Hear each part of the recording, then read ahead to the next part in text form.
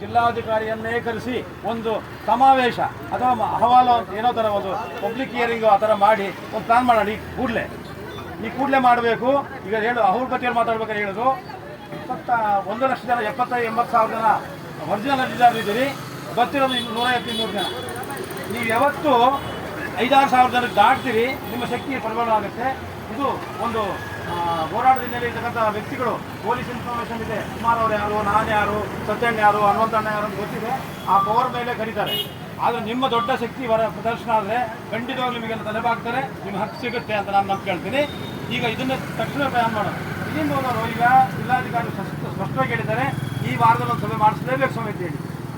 ಸಭೆ ಈ ವಾರದಲ್ಲಿ ಮಾಡಿಸಲೇಬೇಕಂತ ನಾವು ಕೇಳಿಕೊಂಡು ರಿಕ್ವೆಸ್ಟ್ ಮಾಡಿ ಅವ್ರೇನು ಹೇಳಿದ್ರು, ಖಂಡಿತ ಮಾಡ್ಸೋಣ ಅಂತ ಅವರು ತಹಶೀಲ್ದಾರ್ಗೆ ಹೇಳ್ಬಿಡ್ತಾರೆ. ನೀವು ಅವರು MLA ಬರ್ತಾರೆ, MLA ಹತ್ರ ಮಾತಾಡ್ತಾ ಅಂತ ಹೇಳಿದರೆ ನಾವು ಕೂಡ MLA ಭೇಟಿ ಮಾಡಿ ನೀವು ಈ ವಾರದೊಳಗೆ ಸಭೆ ಮಾಡ್ಬೇಕಂತ ಕೇಳಬೇಕು. ಈಗಲೇ ಈ ಹೋದರೂ ವಿಳಂಬಿಸಂಗಿಲ್ಲ.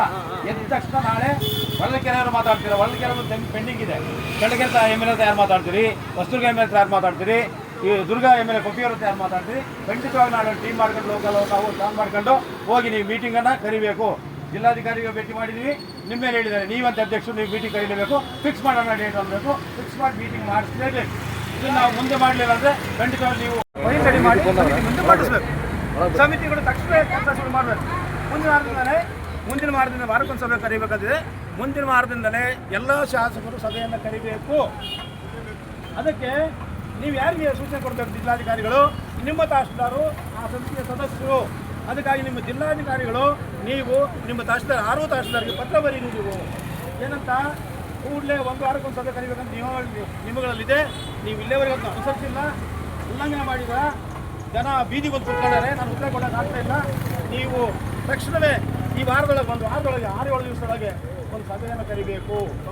ಸಭೆಯನ್ನು ಕರಿಬೇಕು. ನೀವು MLA ಹೋಗಿ ಒಪ್ಪಿಸ್ಕೊಂತೀರೋ, MLA ಕಾಲು ಹಿಡ್ಕೊಂತೀರೋ, ಕರ್ಕೊಂಡು ಬರ್ತಿರೋ ಗೊತ್ತಿಲ್ಲ ನಮಗೆ.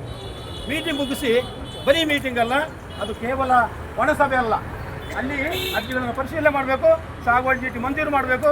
ನಾವಿಲ್ಲೇ ಕುಂತಿದ್ದಂಗಲೇ ಒಂದು 10-20 ಸಾಗುವಳಿ ಚೀಟಿ ಒಂದು ತಾಲೂಕಿನ ಬಂದ ತಕ್ಷಣ ನಮ್ಮಂಥ ಖುಷಿ ಪಡೋದು ಯಾರಿಲ್ಲ. ಆ ಖುಷಿ ಪಟ್ಟಾಗ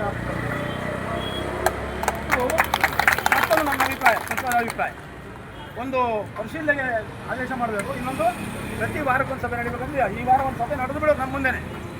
ಇನ್ನು ಅರಣ್ಯ ಭೂಮಿ, ಕಂದಾಯ ಭೂಮಿ ತಾಕಲಾಟ ಇದೆಯಲ್ಲ, ಗೊಂದಲ ಇದೆಯಲ್ಲ, 79,742 ಎಕರೆ ಭೂಮಿ ಸರ್ಕಾರಿ ಗೋಮಾಳ, ಉಲ್ಬನಿ ಖರಾಬು, ಸೇಂದಿ ಖರಾಬು, ಅಮೃತಮಹಲ್ ಕಾವಲು, ಈ ಥರ ಬೇರೆ ಬೇರೆ ಬಣ್ಣದ ಕಂದಾಯ ಭೂಮಿಯನ್ನು ಲ್ಯಾಂಡ್ ಬ್ಯಾಂಕ್ ಸ್ಥಾಪನೆ ಮಾಡಿ 93ನೇ ಇಸ್ವಿನಲ್ಲಿ ಲ್ಯಾಂಡ್ ಬ್ಯಾಂಕ್ ಸ್ಥಾಪನೆ ಮಾಡಿ ಇಲಾಖೆ ಕೊಟ್ಟರೆ.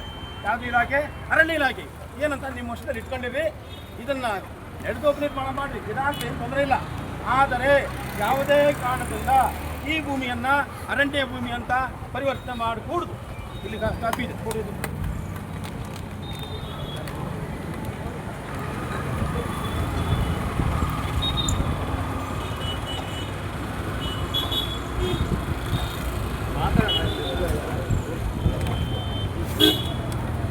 ಸರ್ಕಾರದ ಪುಸ್ತಕದಲ್ಲಿ ಇದರಲ್ಲಿ ಕಂಡೀಷನ್ ಏನು ಹೇಳಿದ್ದಾರೆ, ಈ ರಾಜ್ಯದಲ್ಲಿ